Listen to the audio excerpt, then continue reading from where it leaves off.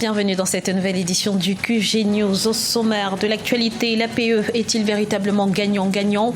Le Cameroun, qui est pour l'heure le seul pays à l'avoir ratifié, devra convaincre la sous-région Afrique centrale de la viabilité du partenariat. Le Haut Conseil des acteurs non étatiques du Gabon, satisfait du déroulement de la présidentielle du 27 août. Son rapport a été rendu ce dimanche à Libreville. Et puis Samson Siasia quitte la sélection espoir du Nigeria en cause un différend financier et moral avec les autorités sportives du pays. L'accord de partenariat économique intérimaire signé le 15 janvier 2009 entre le Cameroun et l'Union européenne a pris effet le 4 août 2016. Le Cameroun, qui est actuellement le seul pays de la zone CEMAC à l'avoir ratifié, devra convaincre par ses résultats le reste des pays de la sous-région de la viabilité de ce partenariat. Explication avec Corinne Kamdem. L'APE, un accord stratégique pour une hégémonie régionale, signé par l'Union européenne et le Cameroun le 15 janvier 2009, puis ratifié par le Parlement camerounais en juin 2014, l'accord de partenariat économique intérimaire est entré en vigueur le 4 août 2016. Destiné à l'ensemble de l'Afrique centrale, il n'a pour le moment convaincu que le gouvernement camerounais. Lors de la conférence des chefs d'État de la CEMAC organisée le 30 juillet 2016 à Malabo, en Guinée équatoriale, les autres pays de la sous-région ont émis leur réticence à ratifier cet accord, plaidant plutôt pour la signature d'un partenariat économique complet, juste et équilibré. Le Cameroun compte faire valoir les avantages de ce partenariat, même si pour le moment il ne fait l'unanimité de la région. Que le Cameroun parle à ses partenaires de la zone CEMAC. Il faut lui dire que c'est une zone franche, qui ne dit pas son nom que le Cameroun est en train de mettre en place. Le Cameroun va ainsi obliger ses voisins à réfléchir sur l'harmonisation d'une politique commune. N'oubliez pas que le principe est le b.a.-ba de l'intégration. C'est l'harmonisation et non la polarisation sur les politiques internes. Il y a un avantage interne. On a dit qu'il y avait une espèce d'internalisation des politiques de sursaut vers le développement. On va voir qu'aujourd'hui, le Cameroun étant un géant, il y a un projet structurant qui s'est mis en place au Cameroun avec l'arrivée du port en eau profonde de Kribi.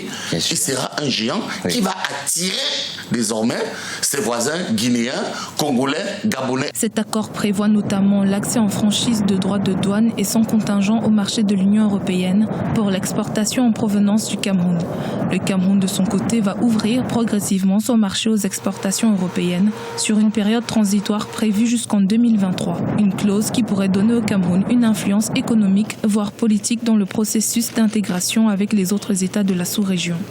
Le Cameroun est la locomotive naturelle de la CEMAC. Et n'oubliez pas qu'il s'agit là d'une réponse diplomatique du Cameroun qui, du jour au lendemain, ne pouvait pas s'opposer à la Guinée équatoriale, qui ne veut pas voir ses compatriotes entrer librement et sortir en Guinée. C'est aussi le cas au Gabon. Le Congo est moins réticent. La République centrafricaine est en pleine reconstruction de son État. Soulignons que dans le but de préserver ses recettes fiscales et assurer la protection de certaines de ses industries et marchés agricoles, le Cameroun a choisi d'exclure un certain nombre de produits transformés, agricoles et non agricoles, dans la libération des échanges avec l'Union européenne. Au lendemain du scrutin présidentiel au Gabon, les missions d'observation ont commencé à rendre leur rapport. C'est le cas du Haut Conseil des acteurs non étatiques du Gabon qui affirme que l'élection s'est déroulée dans la transparence et appelle au respect du résultat des urnes. Reportage de Douglas Toutoum, notre correspondant au Gabon. La mission d'observation électorale du Haut Conseil des acteurs non étatiques du Gabon, HCANEG, a livré son rapport le 28 août 2016 à Libreville. Un rapport qui juge crédible et transparente l'élection présidentielle du 27 août tenue au Gabon. Il a été noté certains retards de fermeture des bureaux de vote. En conséquence, au retard de l'ouverture de ces mêmes bureaux. Conformément aux dispositions du code électoral, il a été observé également que le dépouillement s'est effectué dans des conditions normales, relevé d'ailleurs par une forte mobilisation des électeurs aux alentours des bureaux de vote, accompagnant ainsi le comptage des voix et la proclamation des résultats et assurant leur transparence et intégrité, et se prolongeant certains égards jusqu'à très tardivement dans la nuit. Au lendemain de ce scrutin historique au Gabon, les deux bords politiques revendiquent la victoire. Dans un communiqué officiel, le ministère de l'Intérieur a rappelé qu'il est illégal de proclamer des résultats avant l'annonce officielle. Pour le Ashkaneg, le Gabon va vers un contentieux électoral. Donc nous sommes là sur un contentieux. Mais ce qui est important, si le Ashkaneg a déployé des personnes parce que nous avons vu des accréditations et que nous devons répondre devant l'histoire, nous sommes disposés dans tous les cas pour la méthodologie que nous avons mis en place.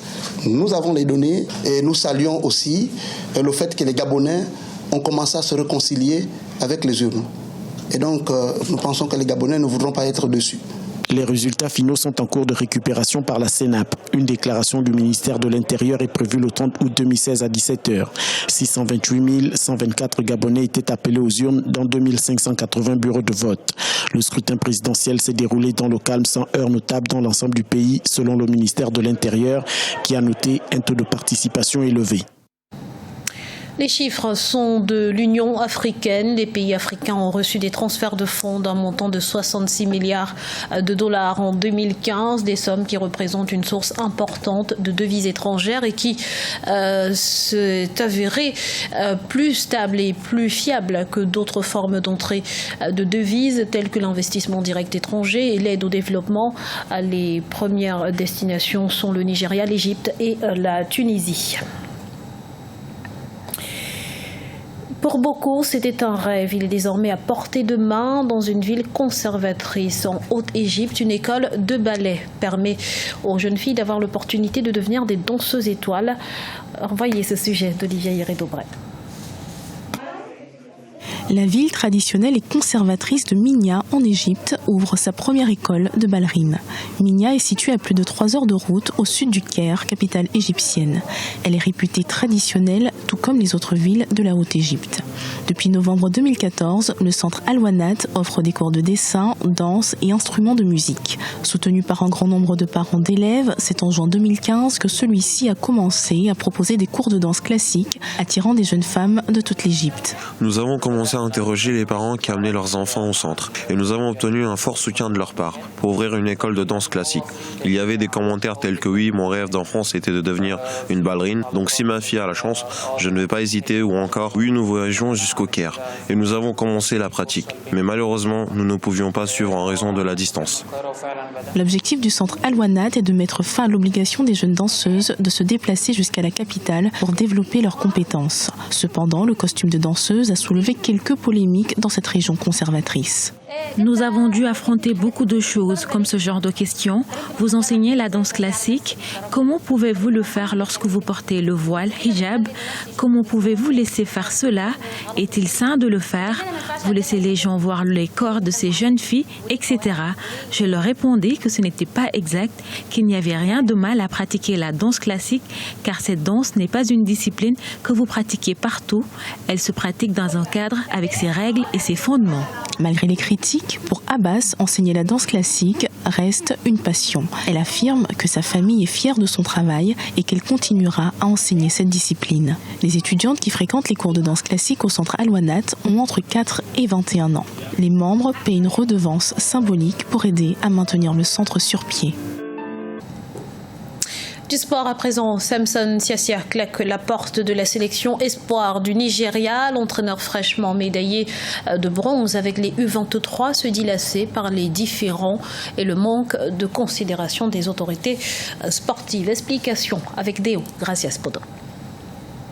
Choisi en février 2016 pour diriger les Super Eagles dans leur aventure olympique, le sélectionneur de l'équipe espoir du Nigeria, Samson Siasia, a décidé de rendre sa démission. Vainqueur de la Coupe d'Afrique des Nations espoir, puis médaillé de bronze aux Jeux olympiques de Rio, il se dit aujourd'hui contraint de quitter son poste en raison d'un différend financier et moral avec les autorités sportives du pays. Cela fait des mois que je n'ai pas été payé et des années que l'on se moque de moi. Je ne suis pas respecté par les autorités sportives au Nigeria. Il est triste, qu'après tous les efforts que nous avons faits pour remporter la médaille de bronze au Brésil, aucun d'entre nous ne reçoive ne serait-ce qu'un petit mot de remerciement. Samson Siasia reste aujourd'hui l'entraîneur africain le plus décoré aux Jeux Olympiques dans cette discipline sportive. Il avait également remporté une médaille d'argent à Pékin en 2008.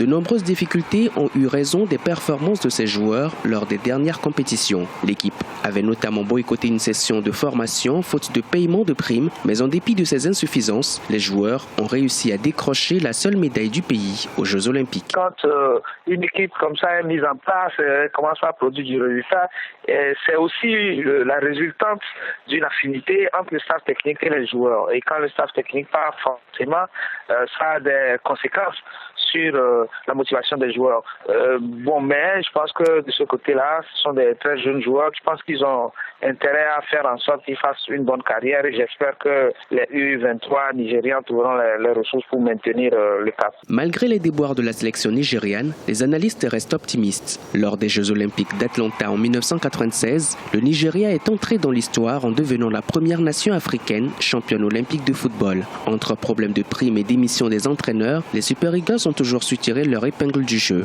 Beaucoup espèrent les revoir sur le toit du continent dans les années à venir.